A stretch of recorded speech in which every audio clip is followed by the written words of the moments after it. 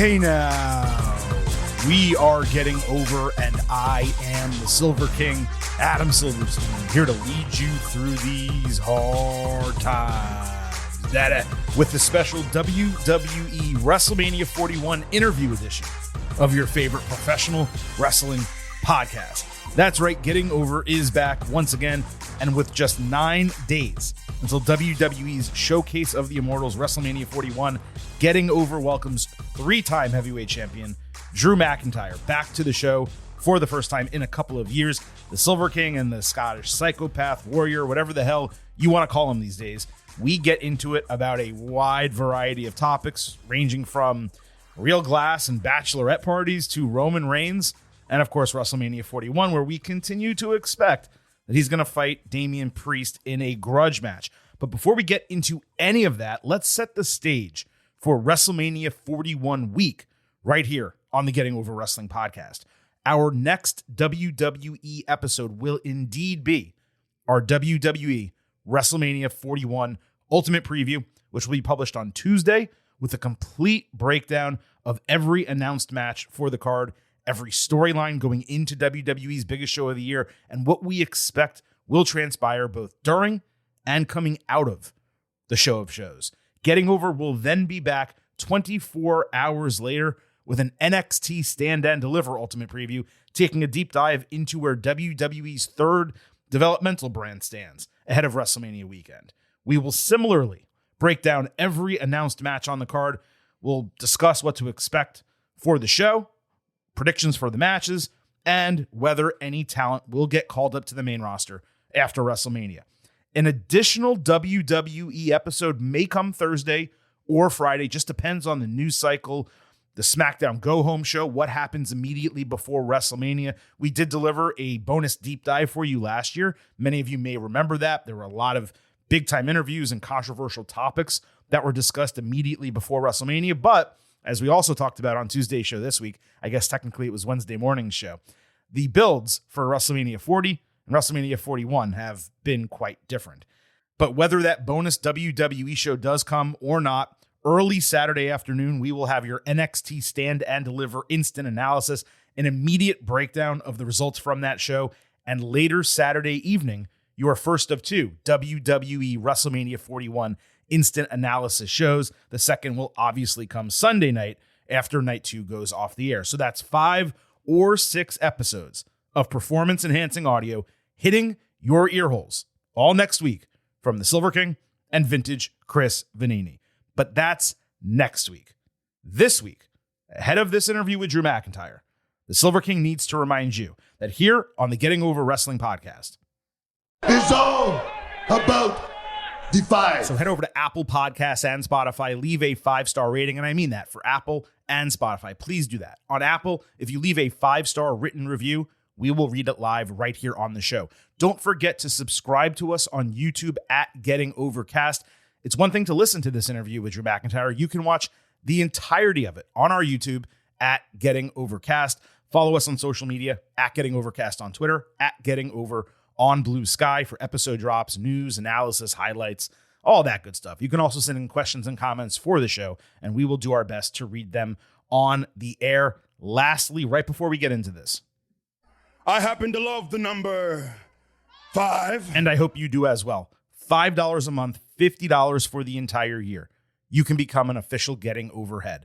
Just visit buymeacoffee.com/gettingover. Sign up. You'll get bonus audio, the fastest 5 minutes in professional wrestling, instant reaction to every major show, and exclusive news analysis every week. Again, that is buymeacoffee.com/gettingover. We would greatly appreciate your support as these shows remain ad-free and we deliver to you plenty of performance-enhancing audio. All right, folks, look, you've been patiently waiting to hear from Drew McIntyre, so we're not going to delay it any longer. Ahead of this penultimate SmackDown before WrestleMania 41, with his status up in the air, both physically and as it comes to having a match on the biggest show of the year, McIntyre joined us to discuss the ups and downs of his road to WrestleMania 41, and I promise you, much, much more. Let's get into it. Excited to welcome Drew McIntyre back to the show. First time in a long time. We were talking constantly during the pandemic. It's been a few years now. Great to have you back here. This eye patch that you're rocking, it is playing, man. It's fitting too for a guy who dominated WWE between these two pirate themed WrestleManias, don't you think? Yeah, it was interesting when I wore it in the locker room. A couple of the guys started kind of laughing initially, doing their little pirate voices, and then one of them stopped and said, "Damn it, no, what's the matter?" I went, "You're actually pulling it off." So they were upset when they started initially trying to rib me. Then said, "They'll actually, it works for you." And yeah, my goodness, we used to talk all the freaking time because when everybody decided to go home and Drew McIntyre stepped up, I stepped up in a big way and gave all my time to the company, to the other superstars. And 5 years later, it's interesting that everybody, specifically the fans, have quickly forgot about that and like to make jokes about that time where everybody was so unsure what was going to happen next. Yeah, carried the title well on screen with no fans and off screen doing media with people like me all the time, right? So, how's this eye doing, by the way? And what actually got in there? Was it indeed real glass? How long do you need to wear this thing? I mean, I won't go into all the exact details, but I landed on the windshield and yep, some stuff got in my eye. Um, and that's about as much detail as I'll give right now. I don't want to give too much away, Sure. especially to Priest. And I really want to make WrestleMania in some capacity. But yeah, I got some things in there, some debris that wasn't supposed to be in there. Sure. I'll say as much as that. No, that works. And we're going to get to Priest momentarily. But let's talk about WrestleMania 41st edition coming up Saturday, Sunday, April 19th to 20th, live, Allegiant Stadium in Las Vegas. It's on Peacock in the United States, internationally on Netflix. You're now on SmackDown also every Friday night, 8 p.m. Eastern on USA Network and Netflix internationally as well. This switch to the blue brand, it made sense given the timing of everything, but walking into that show when you did you feel as if, I don't know how to put this necessarily, but the energy level needed to be picked up compared to the way things were operating on Raw? Um, yeah, I mean, it's a 3 hour show on SmackDown. So going from Raw switching to 2.5 hours and just so many characters and so many stories hitting, and specifically myself being consistently involved in top level stories for the past couple of years. Moving to SmackDown, I was like, okay, there's this and this that's hitting, this and this that's working. I want to be making sure I add to it and become, a highlight of this show. But at the same time, we need a lot of stepping up all across the board because getting a 3 hour show that is easy to watch from beginning to end, no matter who's on there, no matter what's going on, is not easy to do. But a lot of people have been stepping up. It's WrestleMania season, so if they're not stepping up, they should be stepping out the door. Now, look, it's not official yet. It's clear you're on this collision course with Priest, as you mentioned. As someone who's super online, and look, everyone's super online these days, if we're being honest, was the reaction to this, let's call it expected booking, almost heartening in a way that fans appreciate the work you're doing so much that they want you involved in something befitting of what you've accomplished over the last few years? Yeah, of course.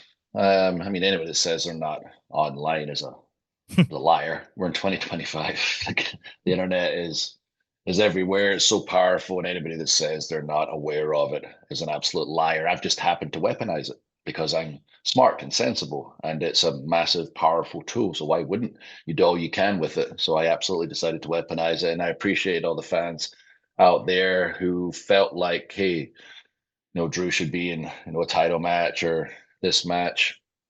And I did some fantasy booking on my behalf, based on my work over the past couple of years, being able to show what I'm truly capable of when I'm unleashed. And that's thanks to obviously who's leading the creative right now and just letting a lot of people loose who you can trust to be themselves and take it as far as they can go creatively on television and off television. Mhm. Like I'm on 24/7. So yeah, I really did appreciate that. At the same time, I guess there's only so many spots at the top of the card. I did question why I talked about Roman for 3 months and it didn't really go anywhere, but I don't make the decisions of what the final matches are. And I was fully aware there is a year-long storyline with Damian Priest and I, that has not been told yet. Beginning at WrestleMania last year, there were finally the chance to start telling on TV, or I told for the past month. And Priest finally had his little say back this week where people finally realized, oh, okay, wow, this has been going on this entire time. Priest has been benefiting every time McIntyre was screwed. And it took away my last opportunities to fight for the world title when my back was turned.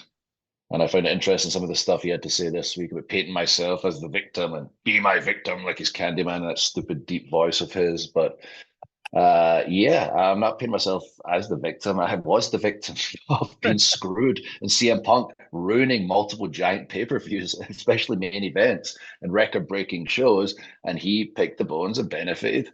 And yeah, now he's trying to twist it like I'm the bad guy here. No, he's the bad guy. He referred to himself as the bad guy. He's already Timo Undertaker. He could be Timo Razor Ramon as well. So he doesn't know who the hell he is. I know who the hell he is. He's the one that's going to be underneath my boot when I get my hands on him, one eye or not. Do you feel like the initial reaction to all of that made you guys work even harder to get those segments right? Because your feud right now is probably the only one, and I'm saying this fairly, that has been firing on all cylinders without a real hiccup on this road to WrestleMania. Oh, thank you. And I mean, for Priest, I'm sure. I mean, I'm not sure. I know for 100% he saw what everybody had to say, and it should, and I imagine did, and I can see it in his eyes, 100% did light a fire under his arse. For me, I'm going to be the same no matter what. I've always got a chip in my shoulder. Now that I have this ability, that if something's not on TV, that I'm like, okay, because our creative is on the ball constantly all the time now. And there's only so much you can do on TV, but because of social media, I'm like, hey, I can balance this out and make this story more three-dimensional because I'm such a psycho when it comes to the creative aspect of this industry. I'm going to make this more three-dimensional off screen as well as on screen. And Priest really has stepped up during this time, of course. He's a street guy, and then he put me through a car windshield and clumsily potentially screwed up whatever is going to happen next. But if I have it my way, no matter what's supposed to happen next is going to happen next because it doesn't matter if I've got one eye, if I land on the edge of the steps like I did at Hell in the Cell, if I got a 17-inch gash in my head, I'm still going to push ahead. I'm still going to wrestle on WrestleMania and I'll fight it till my final breath because the guy in charge right now has fought through a lot worse Yeah. than I've got going on right now. So he One of the reasons understands. one of the reasons I like interviewing you is you allude to so many future questions that I'm going to ask like over the course of a conversation. So it's fantastic. You brought up Roman earlier, and I wanted to dig into that just a little bit. You had that confrontation with Paul Heyman on Raw a couple months ago. Seemed like you were poised to be this like bloodline hunter. And I wonder if this was a change of plan situation or not, because Drew McIntyre not only has the issue with Roman Reigns, there's an obvious ongoing hatred with CM Punk, understandable. The feud with Seth Rollins from a year ago. Those three are in a triple threat main event night one of WrestleMania. If I'm being candid, it comes across equally as logical if that would have been a four-way. Yeah, I mean, it would 100% been logical for all the reasons you just mentioned. Doing the Bloodline Hunter thing, which we can come back to. That's just an ongoing story for Drew McIntyre, but would have been nice to get there for WrestleMania. And you mentioned CM Punk, couldn't be any more hatred there than there already is, and we can't take it any further currently in a singles situation. So it would Right. have to be wanting to be that main event and preventing him from getting his dream in that main event. Seth and I non-stop feuding over the years, world title match WrestleMania last year. And with Paul Heyman, as I mentioned in that story, I mean, I always say things in my own fun little way. I refer to myself as the daddy of the bloodline, but when I broke it down so everyone could understand, it was I'm the one that beat Brock Lesnar. I'm the one that set Heyman off into the ocean, and Hmm. it was Roman who had to rescue him from obscurity because I sent him there, which led to the bloodline, led to all the horrible things, the reign of terror that happened to me and multiple other people. If I didn't win that match, would be in the position we're in now? Would that have happened? We'll never know. And Roman has always been my kryptonite. I've never been able to get that win over him, no matter how many big matches we've had. And had him in the UK Clash of the Castle, 1-2 and solo debuted, pulled him out of the ring. Worst night of my life, singing karaoke with Tyson Fury at the end. I also blame Roman for that. So yeah, the story was already ready made, and perhaps it would have been interesting to have that. All three are they good, are they bad? The shades of grey now, but that one who's seems like he's more of the bad guy, even though I'm completely justified everything I freaking say and tell the truth. I'm still treated like a bad guy by most people. So that would have been cool. But again, we've got a story that makes sense leading into WrestleMania right now, and that's something we can come back to with all of them down the line because the past matters these days, and thank goodness because it should. We're 52 weeks a year, Yeah. Bloodline, and that story that went 3 straight years and is continuing to this day showed that we can develop characters with deeper layered, deeper human emotions and deeper layered storytelling and use the past and not insult our audience's intelligence that they won't remember. And if they don't remember, it's up to us to articulate to them in the microphone and sell. This is the reason I feel this way, is because this happened. And worst case scenario, we have the best, video package editors in the world. They'll tell you the story that way. So the whole show has become more three-dimensional, but especially the characters and storylines. And that's where I absolutely thrive, and I'm having such a great time. Just making people question what's real and what's not real. Because a lot of the time, if it feels real, it is freaking real. And if it wasn't real before, I make it real to myself. And I'll probably work myself up into a frenzy to make something real that's perhaps not real so everybody else feels it. I love the idea of blaming Roman for the Tyson Fury situation. That's exactly what we need to be doing. You have a Yep. great head If on I your, didn't get screwed, I wouldn't have been singing that stupid song. I'd have told him, get out the bloody ring. This is my moment. you have a great head on your shoulders always when it comes to the winning and losing of professional wrestling, what it takes to be effective in your role, no matter the outcome of the match. Going into Cardiff and then Glasgow with two heavyweight championship matches, winning neither of them, knowing WWE is rotating Clash at the Castle and going back to Glasgow for a show like that probably isn't going to happen for at least a couple of years. How hard is that to stomach just from a personal perspective of wanting a big moment in front of fans who are all the way in for you? Yeah, I think that would have been an amazing moment, be it the first Clash of the Castle, first UK stadium shows in SummerSlam 92, 55,000 people, all in my side during a period where Roman was the bad guy but getting cheered by everybody. And then literally 30 minutes from my hometown in Glasgow, where I went to university for 4 years. What a moment that would have been, to win the title there. But it's all about the bigger picture in WWE, and the storyline, the way it played out, is the reason like everybody's voting it like feud of the year and inevitably match of the year and all this stuff is because of the story that was told on the way. In the past, I would have questioned moments like that because things didn't always stay on the path. They could sometimes shift off sporadic different directions. It was hard to sew it all back together, which is my favorite thing to do now. If something feels a little off, I go to social, I sew it back together. Easy peasy, because everything basically stays logical now, and it'd be cool to have those moments. But again, it's about the bigger picture, and some people sometimes tune in for the first time.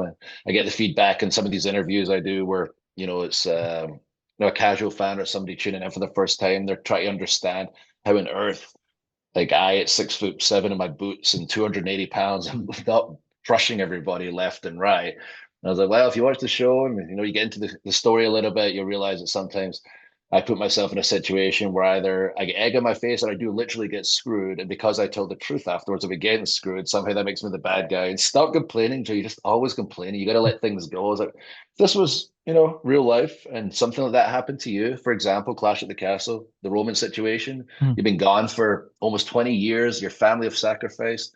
Their son, brother, cousin, you missed all the birthdays, weddings, etc. You're there, you're live. You could have won that title, had that moment with them, presented it to them, said, I'm sorry, you've all had to sacrifice even more than me, but we have this moment together, and that was taken away from you. You just get over it because one of the guys, Roman, went away on vacation, got some abs, drank some margaritas, came back a hero. The other guy started waving his hands, screaming yeet, and suddenly, oh no, he's cool now. He says that funny word. Even when he's trying to say serious things, they still say the stupid word because do they care about the person or do they care about the stupid word? Or would you be upset to your core like me and not let it go because you're a human being with real human emotions? And the only way to let it go is to get validation, to get not revenge, to get even an apology. To this day, Jey Uso has not said sorry for his role in the multiple beatings that I took from him and his family. Yeah. No question. I know you've been asked a bunch about this recently, so I'm going to try to take it just from a different perspective. I don't have an issue with other people's blood, but my own, I'm a total pussy. And I have no problem admitting that at all. If I saw blood spurt out of my head after being hit with a toolbox inside Hell in a Cell, I would have straight up passed out. How did you feel physically and mentally in that moment? Was that another day at the office for you, or did the adrenaline just take over? You pushed yourself through, or did it not matter because you're a professional wrestler and you've done that before? Maybe not to that degree, but you've gotten cut, you've bled, and you get hurt. I think very few people in history have bled that bad. Yeah, that was. Eddie Guerrero. But no, my first thought was, oh no, not for my health. Oh no, this is the culmination of this very long story Hmm. based on real hatred that has turned into something magical because as much as we don't like each other, we're both professional, and this is the culmination, and I am potentially going to have the match stopped or pass out here. There's a lot of thoughts go through your head in a scary moment like that. Mhm. Seeing the blood spurt, feeling it come down my face, checking with the ref, hey, how's it look? Bad. Knowing, I've been around for a while, so you got to treat these situations very serious, especially knowing what we know about head injuries Mhm. today. The camera is going to be cutting away, or at least in a wide shot. I know it won't be right in my face, and checking with the ref, how's it look? Tell them in the back, I'm okay. I'm with it. I'm not concussed. And they got the doctor to ringside, nonetheless, just by the cage. So I was able to roll out, talk to him briefly, and just show everybody that I'm okay because nothing worse than when a match has to stop. But if it has to stop for an injury, it's got to stop in today's day and age. As much as I wouldn't like it as a professional, especially in the heat of the moment, Mhm. and especially when it comes to head injuries, that's just what we have to do, knowing what we know now. But we're able to communicate, ensure everything was done as safely as possible, ensure I was 100% okay, which I was minus the blood coming down my face.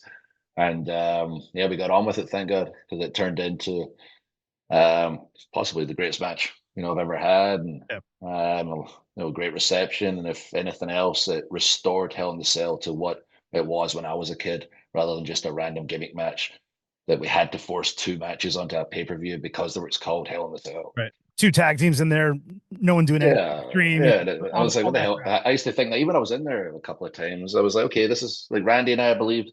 justify the Hell in the Cell, but I was just that doesn't justify Hell in the Cell. But I saw other matches, like, come on, this is Hell in the Cell. Like, give me a freaking break. It's an absolute joke. So I was proud to restore, Yeah, you the did. mystique of Hell in the Cell. That if somebody says we're in a Hell in the Cell match, it's not going to be cool, man. It's basically just a singles match these days. It's oh my god, that's the last thing we do in a blood feud. That is the ultimate blood feud match. Yeah, we get two of them on a pay per view and then randomly on a Raw for no reason whatsoever. But now it actually matters where you're doing that match. There's a reason that you're doing it. Before we get out of that match, real quick, that missed Claymore where you landed back first on the steel steps, it looked to me as a viewer like an all time painful bump. Does that rank anywhere high for you, or did it just look worse than it was? It was painful and scary because it's the lower back. Um, sometimes take calculated risks. I perhaps didn't mean it to be as bad as it was, but did it as safe as could be done. But still, very painful. A lot of injury, pain coming out. But the first thing that's through your mind, or my mind, as a long term wrestling fan, long term wrestler, is like Shawn Michaels in the casket. Like, God, did I land that right? Like all it took was him clipping the casket with the edge of his back, and his career was over. So I always hear Mick Foley talking about the risk reward ratio. His was a little bit more extreme than mine, but in that match, it was okay. For this match, I'm willing to do this. This is how I do it in the safest way possible, and I was able to do it. And I trust my body and timing that I'm able to do things in the safest way possible, and I only take those kind of risks in the biggest of moments. And it went as good as it could go, which means it hurt a lot, but no injury. Yeah, no, for sure. What's been hitting for me most with Drew McIntyre these last couple of years is you come out, you tell the truth, you let the chips fall, where they may. Really, it's you, Kevin Owens, and Liv Morgan, ironically enough, could easily be a group of people who are just minding your business, doing your jobs, and being unfairly hated for it, right? Was there ever any talk of you and KO linking up? Because at one point, it kind of seemed your storylines were dancing around one another, and something like that might have been possible.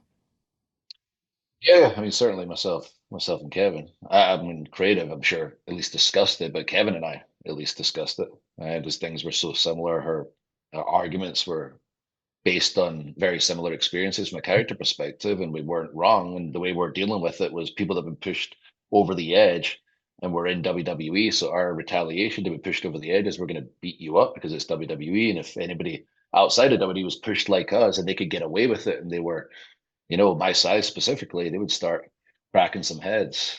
So maybe that's something we explore down the line. Obviously, Kevin has got to take some time off, and I wish him all the best. It's unfortunate right before WrestleMania. I told him the same. Yeah. It sucks. I've been there when things are taken away from you. Especially when it comes to your body, it's scary. You only get one neck, can't take any chances. So we've all got our fingers crossed he'll get through that and back as quick as he can and safely as he can. Yeah, no question. That was actually a kind of odd segment because I think fans now are conditioned to get that Mark Henry salmon jacket moment where someone comes out, oh, my neck's hurt, I'm going to be gone for a while, and they're in a blood feud with someone like Randy Orton.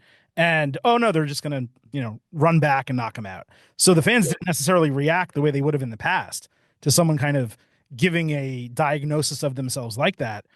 I just found that really interesting. And that's perhaps a credit to the way WWE is booked these days and written creatively, that fans are trepidatious when they see something like that to say, hey, you know what? That's crap. They're so good at this now that they're going to get one over on us instead of giving the reaction that I'm sure Kevin wanted and maybe not wanted, but, expected. Yeah. And you're right. And that's, I guess, the art of it and where things are now. It's certainly how I operate. Like, I still can't get my head around people acting different on television than they do in social media and say, oh, well, actors do it and the likes. Mm-hmm. It's not the same. We're 52 weeks a year. We play the same character. We're trying to suspend disbelief. Everybody knows, the deal now, but at the same time, make people question things. It's pretty simple. Be the character. Like Undertaker told me when I was a kid, and I never understood what the hell he was trying to tell me, but he was my mentor. Stop playing the wrestler and be the wrestler. And I'm like, God, what are you talking about? I'm in wrestling gear. I'm wrestling. Well, I couldn't be any more of a wrestler. What are you talking about? But then it clicked one day. I was like, oh my God, I get it now. I get it. I'm just bloody trying to put on this performance. I'm not present. I always say about the eye test, like I can look in someone's eyes and see if they're believing what they're doing or they're just putting on a little performance. And part of it in today's day and age is living, breathing that character and convincing them that it's 100%. And if they feel it's 100%, it probably is, or at least comes from a truthful place, and everything should come from a truthful place. So I'm hoping more people start thinking and acting that way. And like you say, people questioned if Kevin's thing was legit just because of the amazing character work he's been doing and so many amazing segments that have caught people off guard. Like, you got me there. I remember one, if anyone wants to do some Drew McIntyre research, homework out there, if everybody's like, oh my God, he suddenly got good at talking and won all these promo awards in 2024. We couldn't talk before. Like, go back to my indie stuff and find yourself from my ICW stuff where I could be the way I am now. I have that creative freedom where I can go all the way and not feel like there's a line I can stop at. I can just run, and sometimes, Hunter specifically can pull me back because that's what he wants. He wants people to run out front and have to tug them back rather than push people forward. There was one where I got injured. I broke my neck for real, and I wasn't supposed to make a big ICW show at the Hydro. We built the crowds from 1,500 people when I first got fired to over 7,000 people for the biggest indie show in like 30 years to that point until All In. And I did a speech in the crowd there at the very beginning. I was the bad guy. They're swearing at me. They're saying it's garbage. By the end, I think somebody had passed out. Somebody had got thrown out. And I won't ruin the ending, but just look up that promo, like Drew McIntyre, like Broken Neck ICW promo, and you'll see some of the stuff I consider my best work. Yeah, it's from 2016. Not just going to look it up, I'm going to play it if I can find it right here on the show. Yeah, please. And at that moment when you can see at the beginning, the difference between the beginning and the end. The guy I'm feeding with, the owner of the company, Mark Dallas, my group, the Black Label, we're all together. And by the end, that's the beauty of it. Also, we kind of had limited time there, I guess, but sure. It is work, but it is an art, and it's such a fun. This makes wrestling so beautiful. It's taking people through this emotional journey, and just when you get them, they truly get somebody emotionally. That makes it all worthwhile. If you would allow me a few minutes, I would like to address the man that nearly ended my career.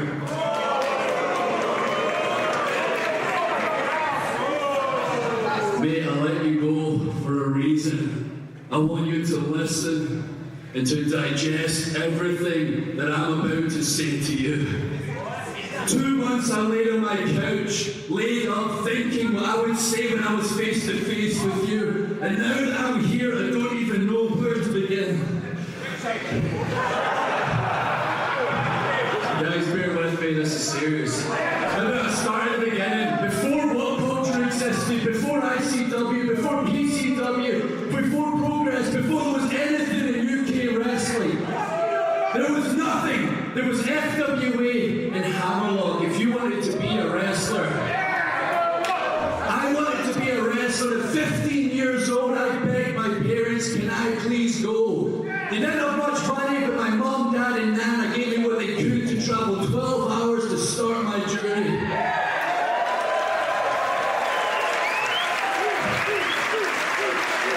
Over the years, we grew British wrestling.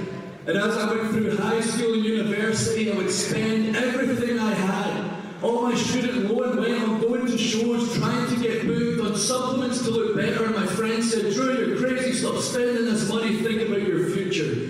I said, I know my future, I'm going to be a full-time wrestler. At 21 years old, I was signed to the WWE. Wow. This is as real as it gets. 3 weeks later, I was the fastest developmental wrestler to debut on SmackDown.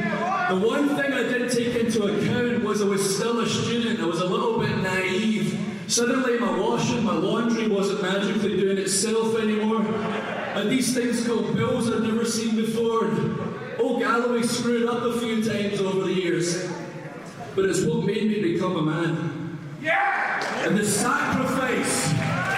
You don't know this yet. You've not been what I've been or seen what I've seen. When you're in this job, you have to sacrifice, and I had to sacrifice my family to make it. I never saw them. Mum, dad, brother, aunt, uncle, never. Birthday, Christmases, weddings. When my mum was going through chemo and radiation, I wasn't fucking there. Wow.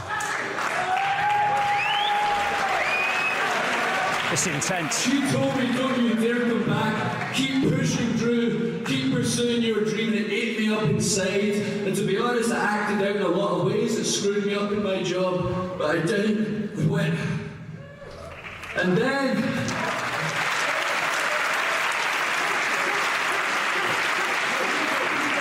after 8 years, I got released from WWE.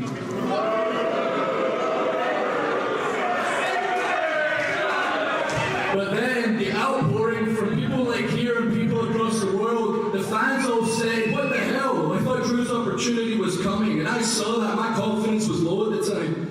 And I decided I wouldn't be like the other guys. I wasn't going to do my WWE gimmick 3MB and some indie feds.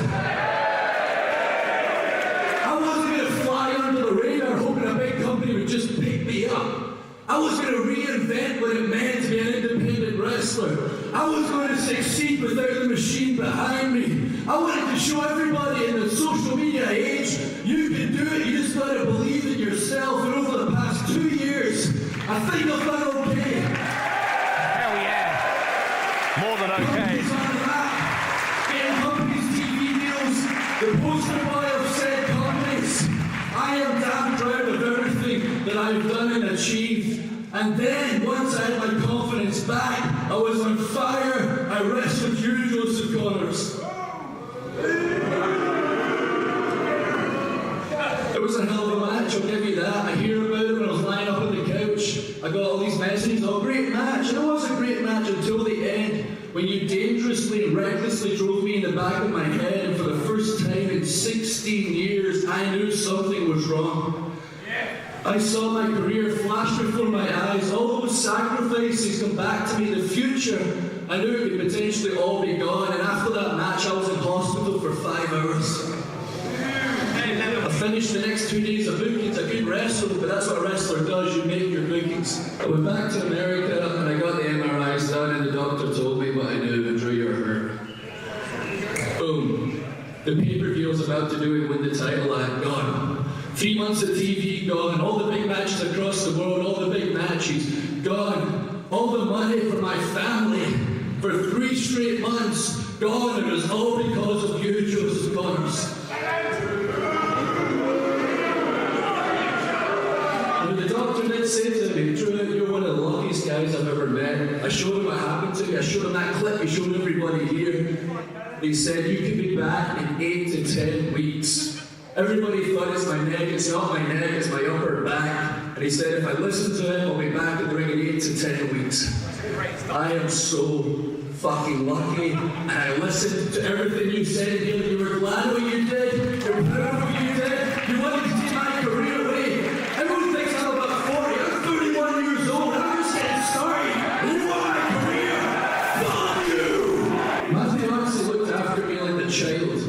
was laid up on the couch for all that time, and I stared at the roof, and I couldn't sleep at night, and I thought of one thing.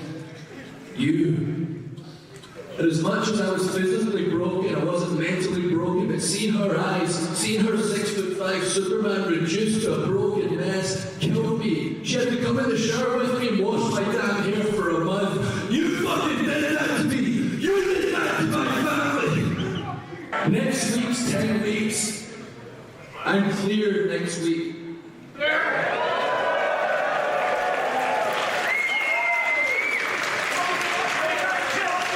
We have a match coming up. It's already been sanctioned by WCPW. I want to remind you of some things you said after our match. It was for the title, I blinded your face, I kicked your ass all over the place, and you said it was the most physical match of your life. That was just another match for me. And that was the most physical match of your life. Imagine how I'm feeling right now and what I'm about to do to you.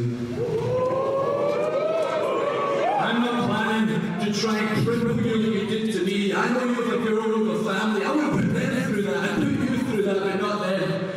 But what I'm going to do is I'm going to pummel your face until my knuckles break. I will break all of your ribs. And I will ensure, and I swear this, I will ensure that you will be gone from this job. There's only 2 years of a difference in our ages. This isn't your full-time living. You go back to your real job. This is my life. And I will make sure you'll be too scared to watch wrestling in case you see through Galloway's face. The match I will be having with you will be Joseph Connors, Joe Henry, and Drew Galloway inside a steel cage. Oh my God! What? I am Drew Galloway, the personification of professional wrestling, and Joseph Connors, I swear to God, you are fucked! That's the promo you're most proud of in your career? There's a lot. There's ones people will go to, like the Punk one, I prayed for this and it happened and all that are cool. And some that were just that might be the best line, you know, definitely. But yeah, but even the content, like, and then the first one I did with Punk, I think even himself was like, oh, this is the same kid. And you could see in his eyes as I was going, oh, this is not the same guy. And I knew I wasn't the same guy. And I feel like, you know, I'd just been unleashed and something had been hiding inside me. And I had all this, I don't know, emotion deep down, even if it's real from Drew Galloway, or if it's real from Drew McIntyre. Sometimes I can't tell the difference anymore. And that's what makes it so interesting to me as well as the fans. it does. So since you like to tell the truth, I figured I'd throw a bunch of topics at you, get your honest reactions and answers one by one, some about wrestling, some not. So I'm going to mix them up here. All right. You and Stone Cold Steve Austin, as he says, you got some strong ass cats in your life. I think you're up to 4 now, right? 4. Sadly, 2 had to go back with the wife's mother. We had them for almost 2 years, so it really sucked that they had to leave. So we have space now, though, so here's the question. We can take in a couple of more. I know you were pushed by your wife a little bit with the start of this. She probably won't see this, so you can be honest. Do you miss dogs? I mean, I never truly had dogs. The people I was with had dogs, but I love dogs. They're great. But realistically, for my job, you know, I'm not home enough. They need attention constantly and walked constantly, and it's not really fair. And actually, my cats need attention constantly because my wife babies them so much. Like Chaz is like a Velcro cat. Wherever she goes, he's there.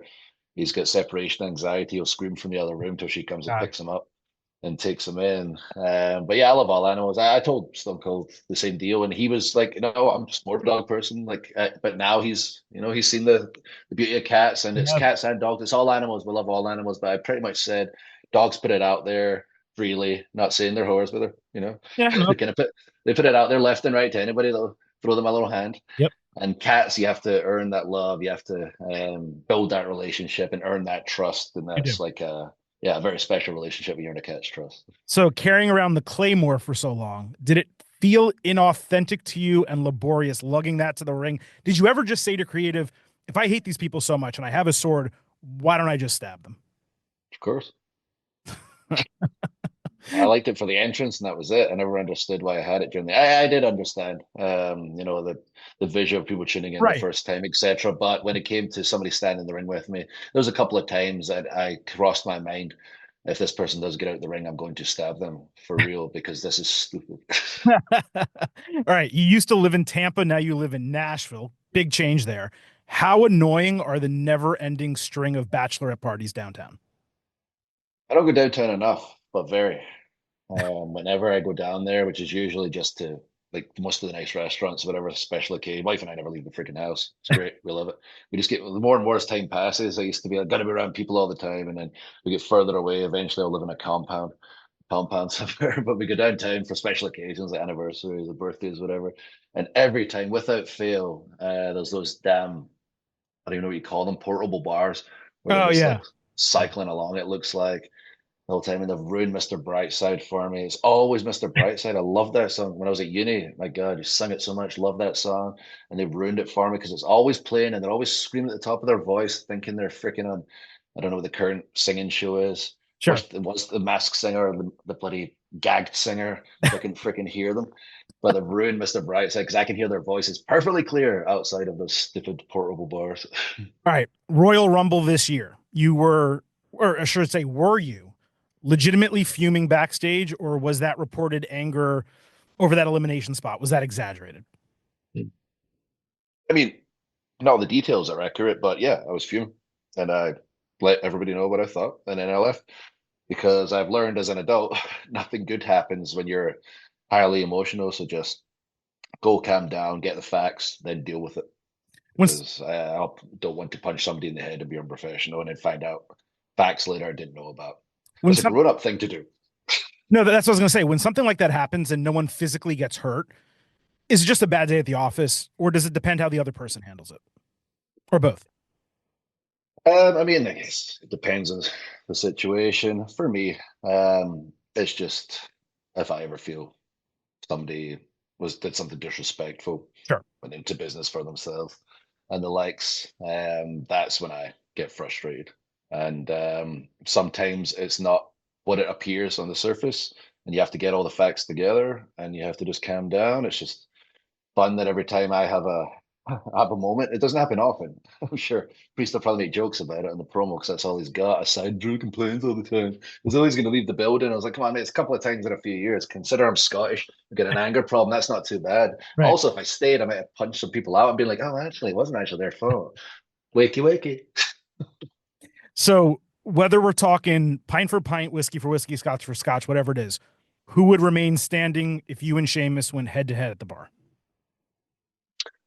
I mean, he's definitely improved over the years. But not at your level, is what you're saying. No, no. But yeah, he used to duck out back in the day, at like 1, 2 in the morning. And I would go right through. And to be fair, there's like a 25-year age difference where he's way older than me. He's pushing 70 at this point. So, he's an older guy. But no, he has certainly blossomed in that era. You guys have been on and off the road together for what, 20 years at this point? Is there a Literally. singular road story with Sheamus, whether it's alcohol involved or not, that you want to share? Yeah, just so many that I could tell and some that I can't tell that could incriminate people. But I'll take all of them. Whatever you want. I don't think there's any that'll get any headlines I'll be willing to tell. There's a fun one. My dad likes to refer to the time that he came on the road with us and he couldn't believe. And again, the schedule's different now, thank goodness. But Right. the way the schedule used to be, my dad came on the road for one weekend and it just happened to be like a Friday, Saturday, Sunday, Monday. So he was on the road with us 4 days where he was doing, I think it was like probably a dart match and then 2 live events and then television. And he just couldn't believe the travel we did and how difficult it was. But then we're in the car.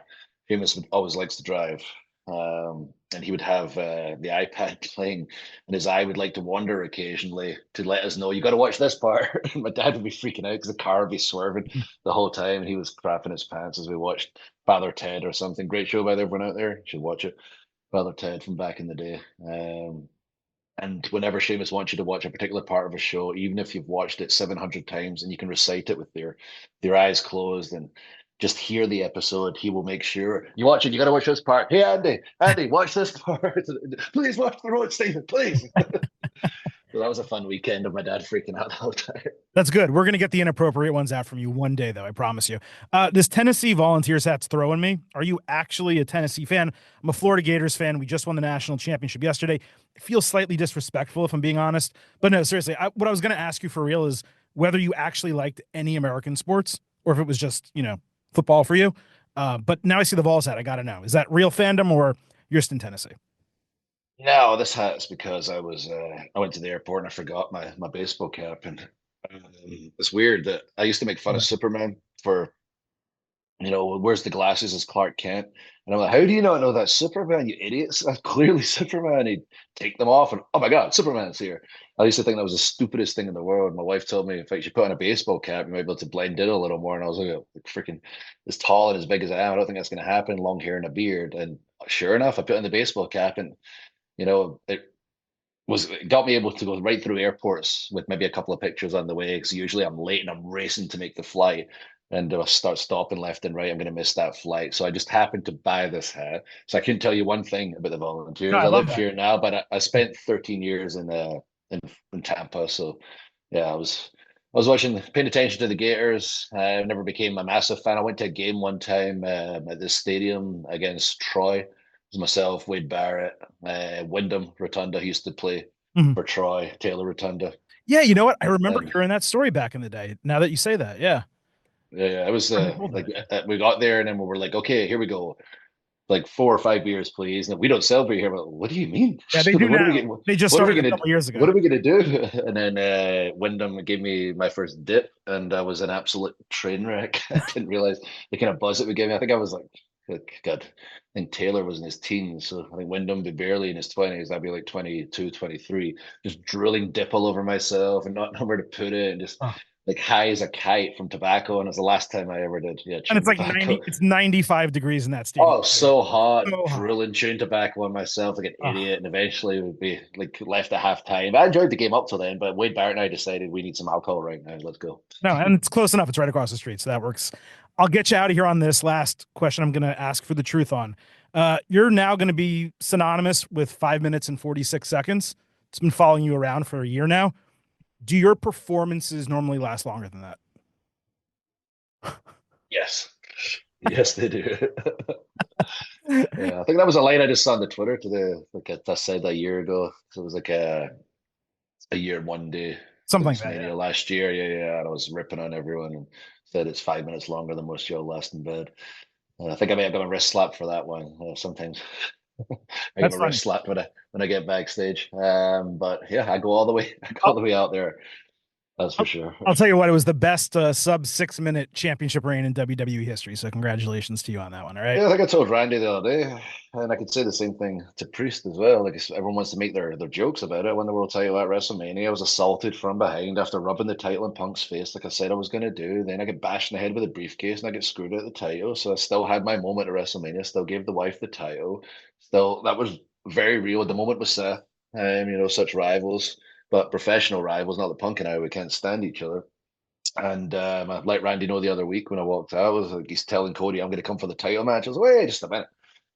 I appreciate you, Randy Orton, but if that's the only reason you got, that's not exactly fair, sunshine. Get to the back of that line. More people have been talking about my 5 minutes and 46 seconds as much as they want to make jokes about it. And your entire comeback, you've been sitting your arse on the shelf half the time because you get pile drove by Kevin Owens and with Damian Priest. I was like, you can make all the jokes in the world you want to make, but realistically, more people have talked about my 5 minutes and 40 seconds and your entire title reign that nobody really remembers.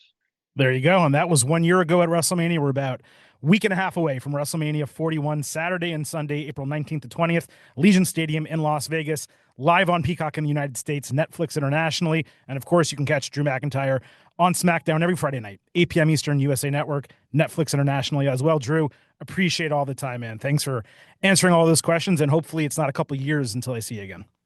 No, we'll definitely make it sooner. Once people start appreciating old Drew McIntyre more, I'll start coming back into the world of interviews. But if I don't, and I'd only do a couple, you'll be on that list. Appreciate it, man. Nice seeing you. Thank you, brother. Take care. That's the benefit of interviewing someone who always tells the truth. You get the type of answers that you always hope to receive from all of your interview subjects, right? Drew McIntyre, fantastic as always. We greatly appreciate him joining the show. I just loved, again, how candid he was, answering pretty much any topic that we brought up. A little hesitant to discuss what is actually in his eye or what was actually in his eye and what transpired there. Understandable, most likely going to be a major part of this storyline now going into the penultimate SmackDown and whatever match they will be building for WrestleMania, as we discussed, I believe, on Wednesday's show, our WWE episode. We hope that there's a stipulation for McIntyre and Priest, and it's not just a simple one-on-one. It seems like it shouldn't be, given how much hatred is there and what they've done to each other already going into the match. So, needed to keep a couple things, on the back burner, a little bit hidden, I guess is probably a better way to state that. But nevertheless, so much was covered there. The answer to, the way fans perceive him and his stature compared to what his WrestleMania booking both was with Priest and what it potentially could have been with Roman Reigns, Seth Rollins, and CM Punk. That wasn't necessarily something I thought he was going to dive deep into, but I'm glad he did, because when you work a job, when you're in a profession, it doesn't matter if you're a professional wrestler, an athlete, you work in an office, and you have expectations potentially of one thing happening, or you believe that your trajectory is headed in a certain direction, and then you starkly find out ahead of, let's say, the end of the quarter, or whatever the case, to try to move this into office terms, that's not the case, and you will instead be doing something else, taking on a new task. It can damage you a little bit. And I don't think that was the case necessarily with Drew McIntyre. He has a great head on his shoulders, and he always has about this business. And not during this interview, but in other ones I've heard from him in the past. He's asked about, hey, what's it like when a lot of fans want you to win and you want to win, but you ultimately lose? And I guess, what, I did ask him about that now that I think about it. I talked about the Clash in the Castle stuff. But he has a really good head on his shoulders when it comes to saying, look, this profession is not, it's not UFC, it's not boxing, where the only thing that matters is winning. In wrestling, the number one thing that matters is telling a story and putting the best story out possible. And sometimes that involves you winning, and sometimes that involves you losing. But no matter which way it goes, you got to do the best that you possibly can. So hearing his perspective on those Clash at the Castle shows, on not being involved in this Reigns Punk Rollins match that is main eventing night one of WrestleMania, that to me was immensely interesting. I'm glad he got into some details about the toolbox incident at Hell in a Cell, Bad Blood. I know he had been asked about that previously, probably by other interviewers, but I meant what I said. If I took a shot like that to the head, forget about any pain, but I just saw blood spurting out of my head and then all over my hands and face and body. He's saying his thought was, oh my God, this match is going to have to get stopped, and that won't be good for business or for, me personally. I would be like, I'm going to pass out and pass away here, and I just am scared for my life. That's how much of a pussy I am about, blood and stuff like that. So I thought that was immensely insightful from him. And obviously I had a great time with him, playing along in our, Go Tell the Truth about a variety of topics, tried to throw some interesting stuff there at him, specifically the bachelor parties in Nashville. I was really curious to see how he was going to answer that. But look, it's always a pleasure having Drew on the show. And as I said at the end of that interview, I truly hope it does not take another 2 or 3 years, however long it's been, to get him back. And I'm sure it won't. WWE has been great, particularly recently, about providing us with opportunities to speak with talent and superstars. And we're going to be more aggressive about that in 2025. We already have an hour-long interview with Vic Joseph available on our YouTube channel. Obviously, also here as a podcast episode. You can watch or listen to that. Basically, just got 40 minutes with Drew McIntyre. We have an expectation that there will be some NXT conversations happening next week on the road to WrestleMania 41. And certainly as we move forward in 2025 and immediately coming out of WrestleMania as well, we're going to be looking to hit these interviews on a pretty consistent basis right here on the Getting Over Wrestling podcast. We know how much you enjoy them. I love getting feedback, both positive and, it's rarely negative. I'll do a little Barry Horowitz there. But, if you have criticisms or concerns or whatever the case, please share them. But I love hearing the way you guys respond to these. And certainly when you have an interview subject like Drew, who comes on and he tells the unabashed truth to the best of his ability, it makes for an extremely entertaining show. So I appreciate Drew McIntyre joining us. I want to thank WWE for the opportunity. I'm not going to promote WrestleMania again because I already did it twice on that interview and really the entire open of this show. But I will say, when it comes to the Getting Over Wrestling podcast, we have that massive week of content coming its way to your ear holes. That does not sound great when you put all that together, but it will be hitting your podcast feeds and our YouTube page. So a quick reminder of what that's going to be. Tuesday, WWE WrestleMania 41 Ultimate Preview. Wednesday, NXT Stand and Deliver Ultimate Preview. Potentially a bonus WWE episode Thursday or Friday, to be determined based on news cycle. Saturday, early afternoon, NXT Stand and Deliver Instant Analysis. And then 2 episodes, Saturday night, Sunday night. Your WWE WrestleMania 41 Instant Analysis. It is time for the showcase of the Immortals, time for the show of shows. It is time for the Silver King Adam Silverstein and Vintage Chris Vanini to do what we do best. And as I just said, that is deliver performance-enhancing audio straight into your ear holes. I want to thank you all for listening to this edition of the Getting Over Wrestling podcast. On the way out, some reminders. First, of course, I mentioned subscribe to us on YouTube at Getting Overcast. Full-length video interviews, clips of our old interviews as well, plus full-length audio episodes if that is your preferred medium, all on YouTube at Getting Overcast. Follow us on social media at Getting Overcast on Twitter, at Getting Over on Blue Sky. Please remember, it's all about Defy. So I really hope you enjoyed this interview, and if you did, head over to Apple Podcasts and Spotify. Leave us a 5-star rating on Apple. Take that little extra sliver of time.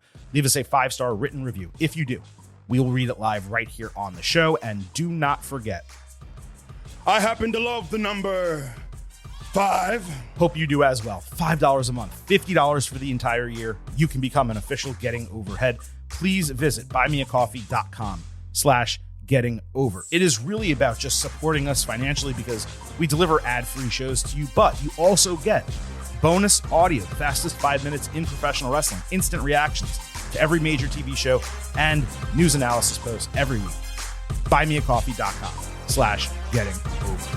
Thank you all so much for listening to this edition of the Getting Over Wrestling podcast. We will be back with an NXT AEW episode before the week is out. But at this point, it is time for the Silver King to sign off and leave you with just 3 final words. Bye for now.